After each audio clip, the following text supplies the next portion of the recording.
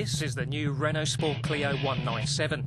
It's the next generation version of the French carmaker's renowned baby hot hatch. Up front, there's more power for the Sport Clio's 2-litre engine. That's good news for improved performance. Underneath, there are chassis tweaks and a bigger footprint, courtesy of a longer wheelbase and wider tracks. That's good news for improved handling. Outside, hot hatch features include large front air intake, big wheels and a working rear diffuser. And that's good news for track cred. And talking of racetracks, that's exactly where we are today. We're here at Wakefield Park to see just how hot Renault's new Clio hot hatch really is.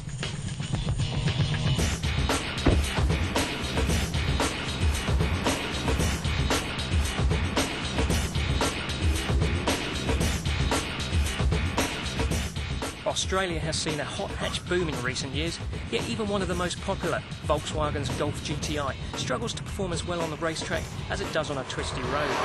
Renault, however, takes the performance of its hot hatches very seriously indeed. The last Renault Sport Clio was a little ripper, but it did have a major flaw. The driving position made you feel like you were driving a quick bus rather than a proper hot hatch. But no such problem with the new model, because you sit in rather than on this driver's seat, and you're even surrounded by a more refined cabin. Renault's new Sport Clio is also bigger than before and more powerful, now with 145 kilowatts. Surprisingly, Renault has resisted the temptation to follow virtually every other hot hatch on the market and bolt a turbocharger onto the Clio 197's engine. And you know what? I'm glad. The 2-litre naturally aspirated 4-cylinder is wonderfully linear and responsive. You're not going to get caught out mid-corner with an unexpected spooling up of a turbo. And there's even a purposeful engine note, and it just gets better the further you go through the rev range, all the way to the 7,250 red line. The Renault Sport Clio straight-line performance, though, is far from stunning.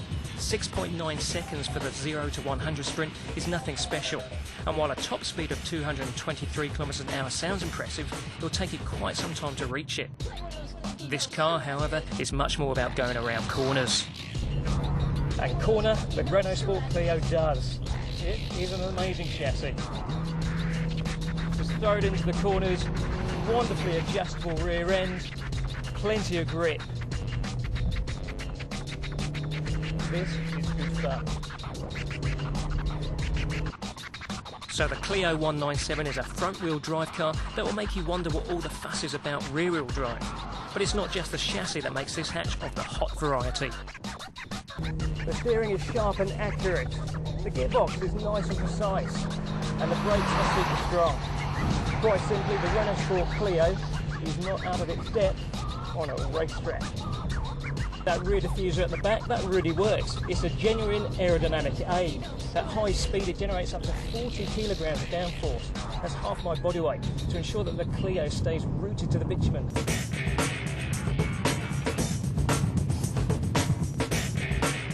The Renault Sport Clio is unlikely to stay rooted to showroom floors, even though the pricing isn't as sharp as the handling. At $36,500, the Clio 197 is more than $3,000 dearer than the 182 it replaces.